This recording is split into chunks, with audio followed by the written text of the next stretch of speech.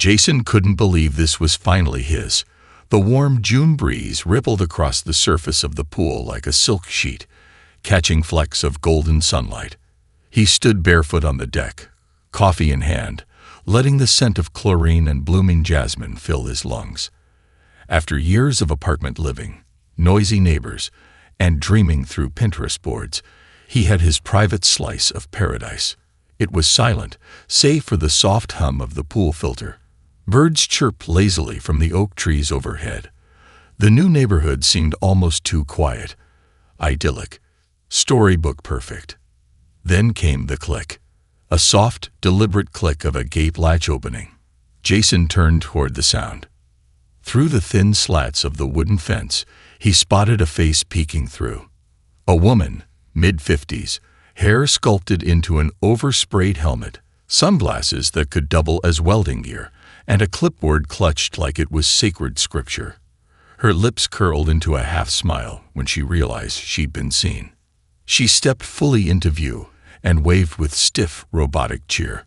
"Lovely morning, isn't it?" Jason nodded slowly, his guard rising. "Sure is. Can I help you?"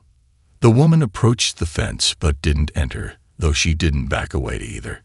"I'm Linda, HOA president. I like to greet all our new residents personally. Make sure they understand how things work around here." Jason raised an eyebrow.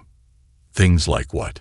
She gestured vaguely toward the pool, her smile never quite reaching her eyes. "Like shared amenities. This neighborhood thrives because of mutual respect and, well, accessibility. Some homes have pools, others don't.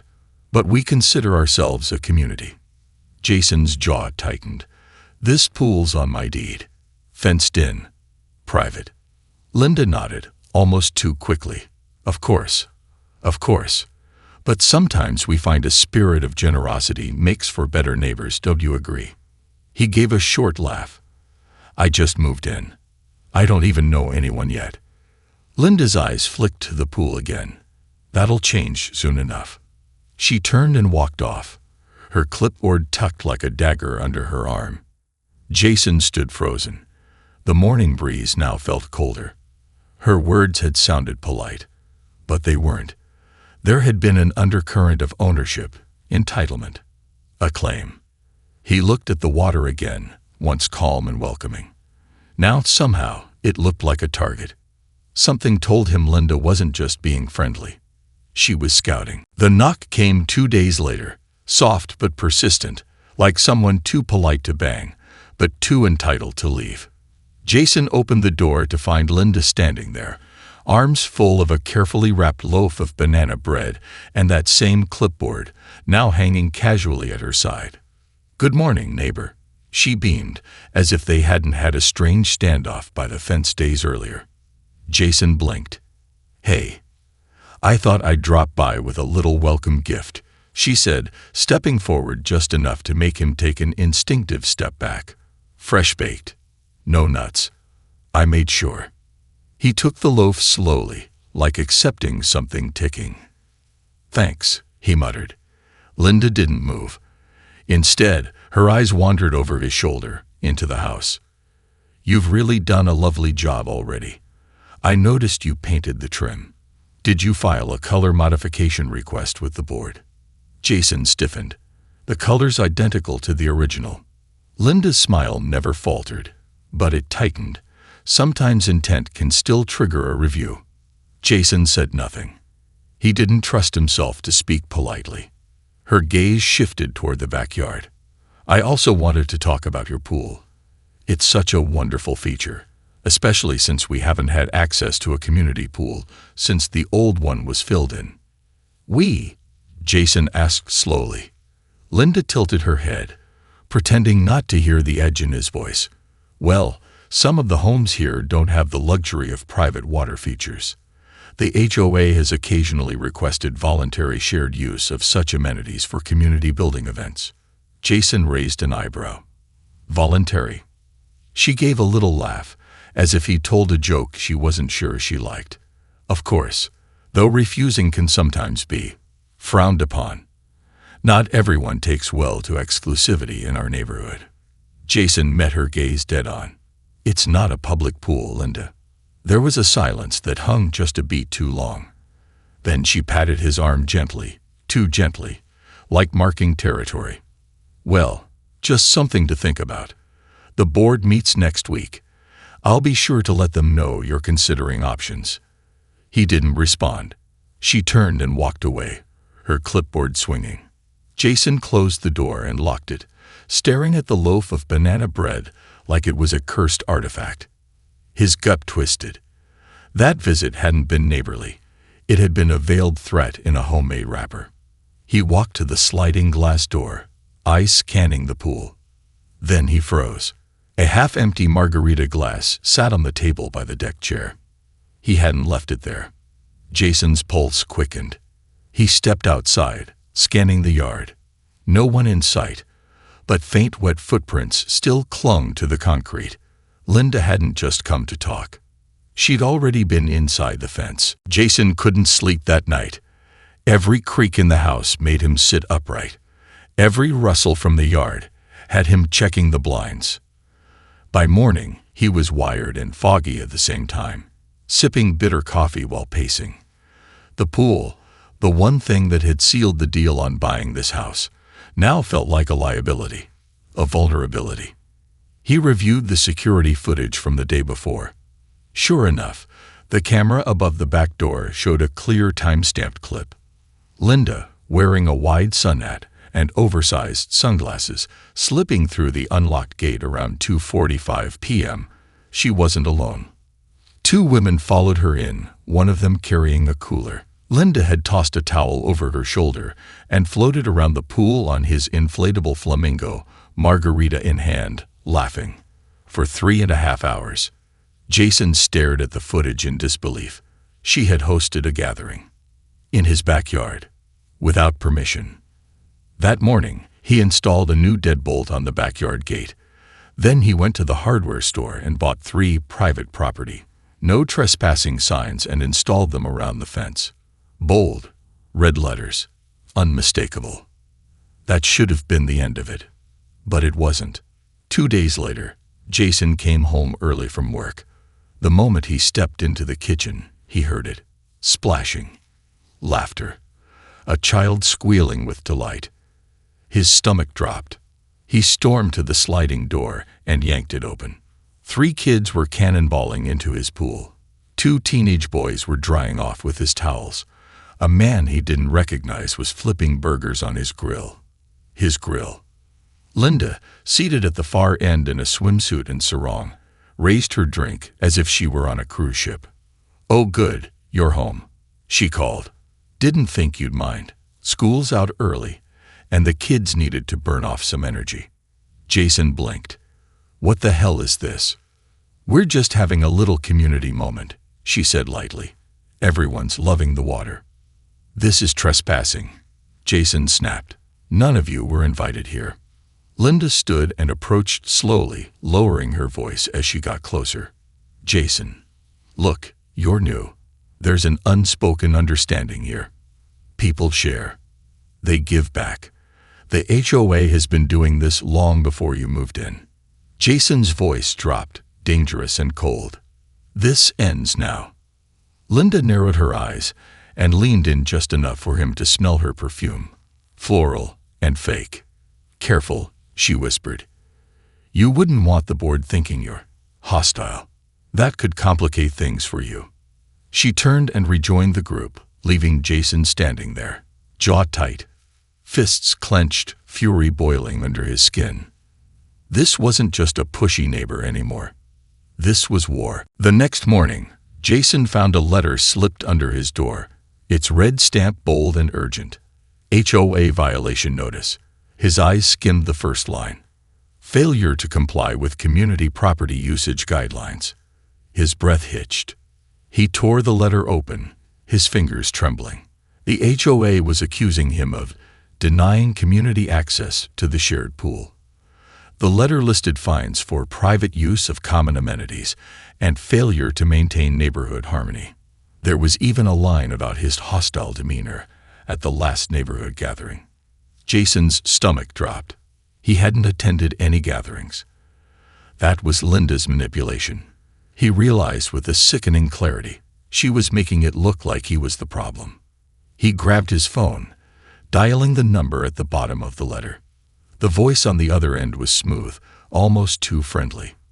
"This is Martha, HOA secretary. How can I help you today?" "I just received this violation notice," Jason said, trying to keep his voice calm. "It's nonsense. I've never denied anyone access to anything. That pool is mine, and I've made it clear it's private." Of course," Martha replied. "But it seems there have been complaints from several neighbors. They've expressed concern about the atmosphere around your home. The tension is, well, noticeable." Jason's chest tightened. Tension. "Oh, yes. Some of the children have told their parents they're afraid of you, and your aggressive tone during your interactions with Linda has caused quite a stir. People are starting to feel uncomfortable." Jason's grip on the phone tightened until his knuckles were white. "What children? What are you talking about?" "We all need to work together here, Jason," Martha said, her voice warm but cold at the core. "You're new. You just need to adjust to the way things are done around here. We don't want to escalate this further." The phone clicked dead before Jason could respond. The walls felt like they were closing in. He glanced at the pool through the kitchen window. Still his, still private, but it felt like an anchor dragging him down. Jason drove to the local coffee shop to clear his mind. As he stood in line, two neighbors, Jim and Sandra, walked in and immediately fell silent. When they noticed him, their faces shifted, just for a moment, but enough to catch his eye. "Hey, Jason," Jim said, his voice stiff. "How's the pool going?" "It's fine," Jason said, his smile tight. Sandra's gaze flickered to the counter. "Great. Glad to hear it," she muttered, and they quickly turned away, leaving him standing there, bewildered. This was worse than he thought. The whispers were getting louder. Linda had poisoned the well. By the time Jason got home, there was another notice waiting for him. This one, a complaint from the HOA, about the hostile signage he'd posted around the yard. They demanded he remove it within 48 hours. He had no choice but to call in a lawyer, but something told him the battle wasn't going to be won through paperwork. Something had to change. Jason woke to the sound of laughter, loud, boisterous, and unmistakably coming from his backyard. He jerked awake, his pulse spiking. This couldn't be happening again. He scrambled out of bed, glancing at the clock. 8:30 a.m. a Saturday. The backyard gate was wide open. He bolted downstairs and flung open the sliding glass door, his heart pounding. The scene before him was almost surreal. The patio was lined with folding chairs, empty plates of food scattered on the table, a full-sized cooler perched in the corner. Music blared from speakers Jason didn't own, and in the pool, a dozen people were splashing around, the bright colors of inflatable rafts clashing with the blue water.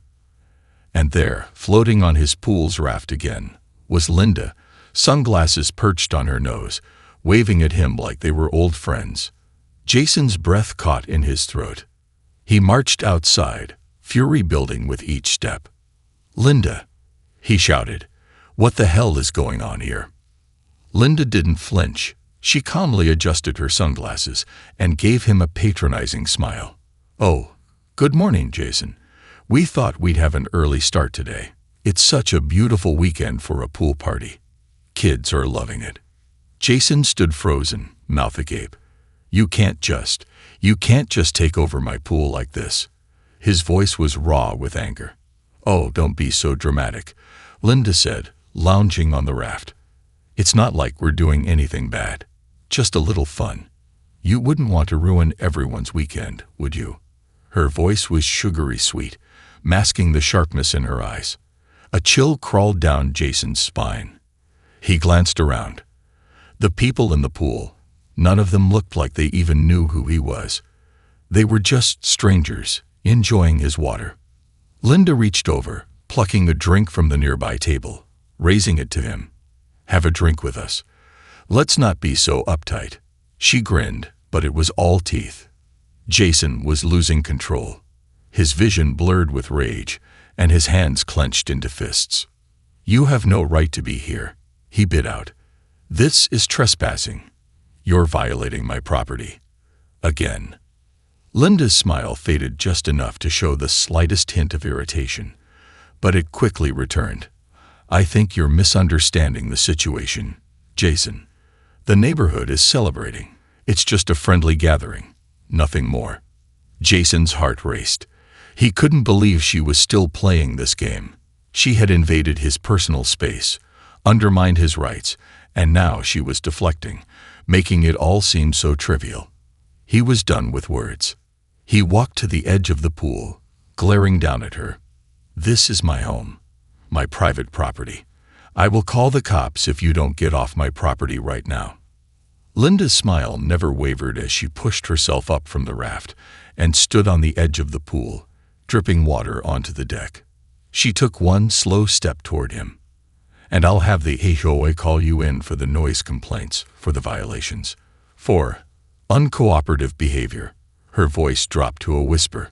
"This could go on much longer, Jason. Don't make me escalate it." His stomach twisted. He knew what she was implying. If he made a scene, if he did anything that could be considered out of line, she'd use it against him. The HOA was already on her side, and the more he pushed back, the more they'd make it his fault. Jason clenched his jaw, a slow burn creeping up his spine. He wasn't going to let her win. Not this time. Something snapped inside him. "Get off my property," he said, his voice dangerously low. But Linda only laughed softly, tilting her head. "We're not going anywhere, Jason. The community's with us." Jason's mind raced. She was pushing him into a corner. He had to do something. Something that would make her feel the consequences of her actions. But what? Linda's eyes, cold and calculated, held his gaze as if daring him to do something. Anything. The water dripped from her legs, pooling around her feet like a silent threat. He was on the verge of snapping. The HOA, the neighbors, the constant encroachment on his space. It was all too much. He had tried to be patient, but now, the rage simmering beneath the surface boiled over. "Get off my property," he repeated, his voice trembling with barely contained anger. Linda's lips curled into a smile, the same smile that had once felt like a polite invitation, but now it was an unbearable smirk. She wasn't taking him seriously. She knew he wouldn't do anything. She had the HOA in her back pocket. She had everyone in her back pocket. But Jason had had enough. Without thinking, he turned and stormed toward the electrical panel by the side of the house. His fingers moved quickly, dialed in on autopilot as his heart pounded in his chest. He didn't have a plan, but he had an impulse, and that was enough. The sound of the breakers flipping was a sudden, sharp crack in the silence. Behind him, Linda's voice rang out, sharp with alarm. "What are you doing?" Jason didn't answer. He stepped back, his gaze fixed on the pool. The water seemed to hold its breath. And then, with one decisive motion, he yanked the plug to the pool's filtration system. The hum of the pumps died instantly, the water stilling. But Jason wasn't done. He moved quickly to the power box, flicking the switch to cut the electricity to the entire backyard. The house went dark in a second. The pool lights, once glowing with soft, inviting hues, blinked out. The laughter from the pool was replaced by the unsettling sound of complete silence. Linda stood frozen, her face a mask of disbelief. She opened her mouth, but no words came out at first. Jason turned back to her, his chest heaving, adrenaline still pulsing through his veins. "This pool is mine, and if I say no one gets to use it, that means no one gets to use it." His voice was low, lethal. For the first time since Jason had moved into this neighborhood, he felt a power he didn't know he had. Linda's smugness was replaced with a flicker of uncertainty. She stepped toward him, the corners of her mouth twitching as if she were trying to find the words to regain control. "You think this ends here?" she asked, her voice tight. "You've made a very big mistake." Jason didn't flinch. "No, you did. I'm done playing nice." A beat of silence passed, heavy and thick. The kids in the pool, frozen, confused, had started to scramble out, shivering. The party was over. The energy shifted, no longer about community or fun. Now it was about power. Jason had made a bold move. A reckless one, perhaps. But it was a statement. And Linda didn't know what to do with it. The silence in the backyard felt suffocating. Jason's heart pounded in his chest, each beat resonating in his ears. He watched as Linda's face went from incredulity to fury. The kids had scattered, most of them heading for the gate, while the adults lingered, unsure of what to do. The air had shifted from casual to hostile in the blink of an eye. Linda, her hands now placed firmly on her hips, narrowed her eyes at Jason. "You think you've won?" She spat, her voice low, venomous. "This isn't over. You've just made an enemy of the entire HOA." Jason didn't flinch. "Good. I'm done with you and your games. You've been pushing me for weeks, Linda. No more." She stepped closer, her movements calculated and deliberate. "You'll regret this. I'll make sure of it. The HOA is going to get you. You're going to lose everything." Jason stood his ground. "You don't scare me anymore." Linda's eyes flicked to the pool, the water now eerily still, reflecting the bright morning sun. It was like a scene frozen in time, until she finally spoke again, her tone shifting from anger to something more dangerous, manipulative. "You don't get it, do you?" she said softly, almost sweetly. "This isn't just about the pool. This is about control, Jason. We all agreed to live by the rules. And you think you can just step in here and tear everything down? You've made yourself a target." Jason took a deep breath. Her words stung, but he wasn't backing down. "I'm not the one breaking the rules, Linda. You've been violating my privacy. This is my property, my home." Linda's lips curled into a smile, but there was no warmth in it, only cold calculation. "The problem with your little stand is that you're outnumbered. The HOA has power. You're just one person, Jason. One person against a system that has been in place for years." Jason didn't need to be told again. He could see it now. He'd been up against more than just a neighbor. He'd been up against an entire network of manipulation, wrapped in the facade of community. But he wasn't going to let that stop him. "I don't care how many of you there are," he said, his voice steady. "I'm not afraid of your threats." Linda's eyes narrowed dangerously. She took a step back, her smile returning. But this time, there was an edge to it. "You'll see soon enough how far my influence stretches. You've made an enemy of the wrong person." Jason didn't respond. He simply turned on his heel and started back toward the house. The fight wasn't over, but he wasn't going to give her the satisfaction of seeing him shaken. As he stepped inside, he closed the door behind him and locked it with a click that sounded louder than it should have. He needed a plan, one that would get him out from under the HOA's thumb and put Linda in her place. But how? His phone buzzed on the counter, and he grabbed it. A new message from his lawyer flashed on the screen. "We have a hearing scheduled for Monday. Get your evidence together. This is just the beginning." Jason's pulse quickened. The game had just changed. He wasn't going down without a fight. Monday morning arrived too soon, but Jason was ready. He stood in front of his mirror, adjusting his tie, the weight of the upcoming hearing settling in his chest. This was it, the showdown. If he was going to save his home, he had to win this battle. There was no going back. He'd gathered every shred of evidence he could find. The security footage of Linda trespassing, photos of the HOA violation letters, and the numerous complaints from neighbors who had been intimidated by Linda's tactics. But something gnawed at him. Linda was a master manipulator, and she had the HOA board wrapped around her finger. She could twist anything to her advantage. Jason took a deep breath, slipping his phone into his pocket, then grabbed the thick file he'd prepared. He had one ace left up his sleeve, something Linda never saw coming. He'd spent the past few days investigating the HOA's financial records, and what he'd uncovered was nothing short of explosive. As he made his way to the hearing, a dark thought crossed his mind. What if he couldn't win? What if the system was already rigged against him?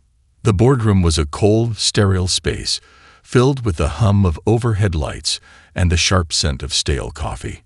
Linda sat at one end of the long table, flanked by two other members of the HOA board. Her expression was confident, almost smug. She had no idea what Jason had up his sleeve. The hearing began, and the room fell into a tense silence. The board members glanced over their papers, nodding as Linda began her speech. She painted herself as the concerned neighbor, just trying to maintain the peace in the community. She spoke of Jason's uncooperative behavior and his threats toward the other residents. She even pulled out a few testimonials from neighbors who claimed Jason had been aggressive. Nearly every single one of them seemed to come from people who were part of her social circle. Jason clenched his jaw. He couldn't let her control the narrative. When it was his turn, he stood, adjusting his file in front of him. He felt the weight of their eyes on him, their skepticism thick in the air. But he didn't falter. He laid out his evidence methodically. First, the footage of Linda and her friends trespassing, followed by the series of violations she deliberately ignored. He showed them the neighborhood's complaints, real complaints, from residents who felt intimidated by Linda's behavior. Then, with a steady hand, he slid a final document across the table. The room fell silent as the board members examined the HOA's financial records. Linda's eyes widened in disbelief. Jason spoke, his voice calm and steady. "I found the HOA's financial statements, and as you can see, a significant portion of the budget has been funneled into maintenance and parties hosted at Linda's house, under the guise of community events. That's my pool money being used to fund her parties." A murmur rippled through the room. Linda's face turned pale. Jason leaned forward, his eyes never leaving Linda. "I don't just want my pool back. I want accountability, and I'm prepared to take this to court if I have to." The silence in the room was deafening. Linda was speechless, her hand shaking as she reached for her water bottle. Her carefully constructed facade had crumbled. Finally, the head of the board spoke, his voice reluctant. "We'll need some time to deliberate." Jason knew the tide had turned. Linda's grip on the HOA had slipped, and with the truth in front of them, they had no choice but to take action. As Jason left the meeting, a faint smile tugged at his lips. The fight wasn't over, but for the first time, he felt like he was on the winning side.